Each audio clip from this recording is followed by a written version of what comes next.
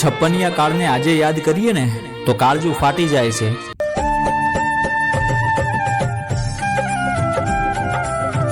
અને હું ખાલી સામાન્ય તમને બધાને સર્વેને જે પણ કોઈ વિડીયો જોતા હોય ને બધાને કહેવા માંગુ છું, તાજા જન્મેલા બાળકને એની માં ખાઈ જતી હોય છે અને માણસ કરે તો કરે શું, કારણ કે ખાવા દાણા કે પીવા પાણી હતી.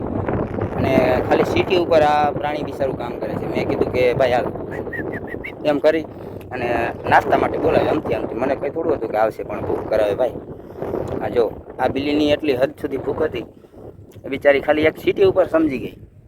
અને નાસ્તો હોય મારે તો જો આમાં નાસ્તો ને આજે પાણીની બિસ્લેરીની એક બોટલ લઈ લીધી. હિંગળાજ માતાજીનું મંદિર છે ને, વારંવાર અહીંયા આવીને આપણે થોડી ઘણી આપણે શક્તિ પ્રમાણે ભક્તિ, કોઈ 50-100 રૂપિયા કે 200 રૂપિયા એ પ્રમાણે આપણે સેવા કરીએ. અને ભાઈ મેન વસ્તુ શું છે ખબર છે? વરસાદ ઉપર છે. વરસાદ થાય ને તો આ બધા જીવ છે ને બિચારા નિરાતે જમી શકે, આ રીતના દરરોજ જમી શકે. કેમ કે ખેડૂત વરસાદ થાય ને તો જ આ એમના ખેતરોમાં આવે. બાકી જો અત્યારે કોઈ પણ આવવા રાજી નથી. આ બધી ચારે બાજુ આમાં ખેતરો છે, વાડીઓ છે. મારું ખેતર પણ અહીંયા જ છે. જીવદયાને પાત્રે આ વસ્તુ આપણે ફરજિયાત હોવી જરૂરી છે. અમુક છે ને ભાઈબંધ માટે તરસતા હોય, મિત્ર માટે તરસતા હોય.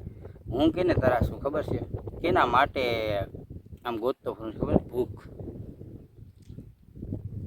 વધારે હે ને ભૂખ્યા પ્રાણી હોય કે મૂંગા પ્રાણી હોય, પશુ હોય કે ગાયો હોય, ભલે કૂતરા પણ હોય, પણ જેને ભૂખ છે ને ભાઈ, ભૂખ જોઈ છે ને, જે વ્યક્તિએ ભૂખ જોઈ હોય એને ભૂખની વેદના ખબર હોય. જે પ્રાણીએ ભૂખ જોઈ હોય એ તો તમને દેખાય જ છે. જો જે પ્રાણી હોય કે પક્ષી હોય કે ગમે તે પણ હોય જીવ, જેને ભૂખ જોઈ હોય ને એને ભૂખનો અંદાજ ખબર હોય કે ભાઈ ભૂખ કેટલી હદે જાય છે. એક પાર્લેજી પડીકું છે ને એને હાલ છે નહીં, એને બીજું જોઈએ. હાલો આપો.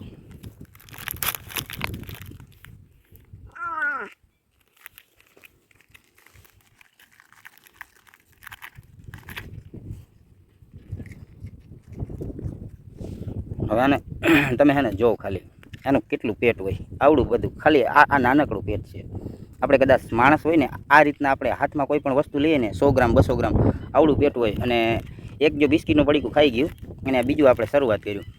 અને કીડીને કણ અને હાથીને મણ, ટૂંકમાં કહું છું જો જ્યાં વધેલી વસ્તુ પણ કીડીઓ ખાય છે.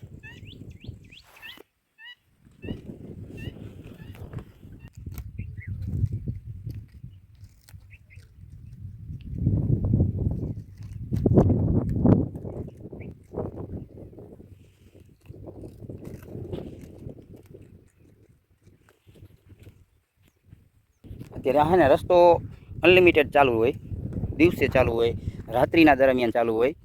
કે કોઈ પણ આડાવરા માણસો આમાં કામ જ કરતા હોય. દર વર્ષે ભલે આ વખતે વરસાદ થોડોક મોડો છે એનો અર્થ એ નથી કે વરસાદ નથી થવાનો. ભલે વરસાદ થાય પણ વરસાદ સમયસર થાય ને તો બધા માટે સારું રહે. અને બીજા નંબરમાં આ રસ્તો નકર છે ને આમ મેં માનો કોઈ મેળો ભરાયો હોય ને આ સિઝનમાં આખી બાજુ મેળાની જેમ માણસો રખડતા હોય. કેમ કે બધાને ફાયદો થાય. વરસાદ થઈ ગયો હોય, આ સિઝનમાં વરસાદ થઈ ગયો હોય. બીજા નંબરમાં ખેડૂ આવતા હોય. અને ત્રીજા નંબરમાં આવા કોઈ પણ ભૂખ્યા જીવ હોય પણ ન રહે. હું પણ એક સામાન્ય મજૂર જ છું. 300-400 રૂપિયા દાડીએ જતો મજૂર જ છું. પણ એક નાનકડી જગ્યા છે, એ પણ હમણાં તમને આગળ વિડીયોમાં બતાવું.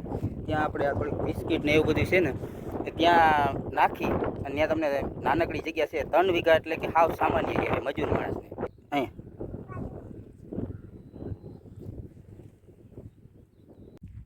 તરસમાં હે ને વધારે નથી, એને હે ને બાળક જેવું થાય છે, ફીલ થાય છે. જો હવે પેટ છે ને ઠંડુ પડી ગયું ને હવે એની રીતના કેમ બાકી થઈ ગયો ને મજા, ટેસ મારતું જાય. હવે ચાલો ટાટા, હવે આપણે નીકળીએ આગળ તરફ.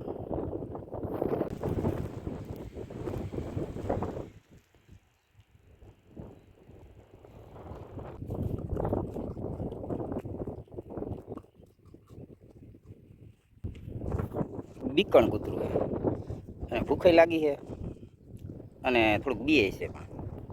કેમ કે અજાણે અહીંયા વન વિસ્તારમાં કોઈ બીજા હોય નહીં અને એને ખબર ન હોય કે આપણે મારશે કે ખાવાના આપશે, એટલે થોડુંક બીતું હતું. આપણે થોડાક સાઈડમાં આવતા રહીએ અને નાસ્તો કરી લઈએ. હવે નાસ્તો કરી લઈએ ને પછી આપણે બાઇકની પાસે જવાનું છે. ભલે હું તો એક જ કહું છું કે એકને વરસાદ નથી નડવાનો, દરેકને વરસાદ નડવાનો છે. કીડીને કોણ, હાથીને મણ, અને વેપારીઓ સુધી પણ વાત ભૂગી ગઈ છે. વેપારી શું કહે છે ખબર છે કે ભાઈ વરસાદ થાય, આગળ વિકાસ બને તો જ માણસ ઘરમાં વસ્તુ જે જરૂરિયાત હોય તે જ ખરીદી કરવાના છે. એનાથી હવે ને સરસ મજાનું નવું મંદિર થાય છે. ભલે શક્તિ તે પ્રમાણે ભક્તિ. અહીંયાનું કામ ખૂબ જ સારું છે. આપણે જૂના વિડીયોમાં તમે જોયું હશે, હિંગળાજ માતાજીનું મંદિર યુટ્યુબમાં વિડીયો મૂકેલો હતો. આપણે પ્રથમ 1-2 વિડીયોથી છે ને હિંગળાજ માતાજીના મંદિરના જ કર્યા હતા, અને આપણે હિંગળાજ માતાજીના આશીર્વાદ પણ સારા મળ્યા હતા. એ પછી પણ આપણે રાજી થઈ અને આ ચકલીઓ ઘર ને એવું કંઈક આપણે રાખ્યું હતું. આ હજી અહીંયા મોજૂદ છે, અને મંદિર જૂનામાંથી નવું પણ છે. આપણે સૌથી પ્રથમ છે ને માતાજીના દર્શન કરી લઈએ. આ હિંગળાજ માતાજીનું મંદિર, અને કામ અહીંયા ચાલુ છે. અહીંયા મેન થડું અહીંયા છે. માતાજીને અત્યારે અહીંયા રાખેલા છે સાઈડમાં. આપણે છે ને સૌથી પહેલાં દર્શન કરવા જરૂરી છે. પણ અહીંયા એ રીતના ભક્તાણ છે. અહીંયા નાખી દઈએ થોડાક પાઉં ને બિસ્કુટ ને. અને આ તો ભાઈ છે ને માની દયા થાય ને તો જ આવા કાર્ય થાય. પણ કોઈ ફાળાને એ રીતના પેટવી અને આપણે મંદિર બંધાતું હોય. ખાલી પ્લાસ્ટિક વધે ને એમાં નાખી દઈએ. કેમ કે આમાં છે ને કોઈ આ પ્લાસ્ટિકને છે ને એનાથી કોઈ ખોટું છે ને પ્રદૂષણ ન થાય. બ્રેક નાખી દઈએ કીડીઓ માટે. બાવળિયાના ફળામાં છે ને કીડીઓ હોય, નકર ઓલું તો શું છે કે મોટું હોય ને એ કૂતરા ખાઈ જાય, કીડીઓ પાસે રહી જાય ભૂખી. આમાં છે કીડીઓ થોડા અડાવડા થાય છે. હવે બસ નીકળશે.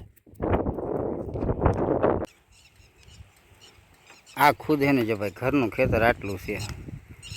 અહીંયા સરકારી જમીન છે, અને આ બધા સરકારી પ્રોજેક્ટના ડેમના કાંઠે જ્યાં 3 વીઘા ખાલી જગ્યા છે. જ્યાંથી સામે દેખાય ને આ બાવળિયાવાળી, આટલું જે ઝૂમ કરીને તમને બતાવો ને આમને ઊભી પટ્ટી છે. પહોળાઈ નથી, લંબાઈ વધારે છે. તો કોઈ વીઆઈપી હશે, કોઈ કરોડપતિનો દીકરો હશે કે એ માટે આને કોઈ પૈસા વધી પડતા હશે તો એમાં વાપરતો હશે. ભાઈ ખાલી હે ને 3 વીઘા ખાલી ખાતેદારમાં બાપાની જગ્યા છે, અને બીજી જે વાડી છે એ ભાગ્યા તરીકે છે. અને મજૂરી કરી અને પછી જો વધારે મગજમાં બેસે, જીવદયાને પાત્રે એટલી નાનકડી એવી સેવા કરી શકીએ. અને તમે પણ વિડીયો જોઈ અને જો પણ સેવા કરવાનું મન થાય તો તમારો ખાલી સમય અને 5 થી 10 રૂપિયા આવા મૂંગા પ્રાણી અને કૂતરા, બિલાડા અથવા પક્ષીને જમાડજો અને પાણી આપજો.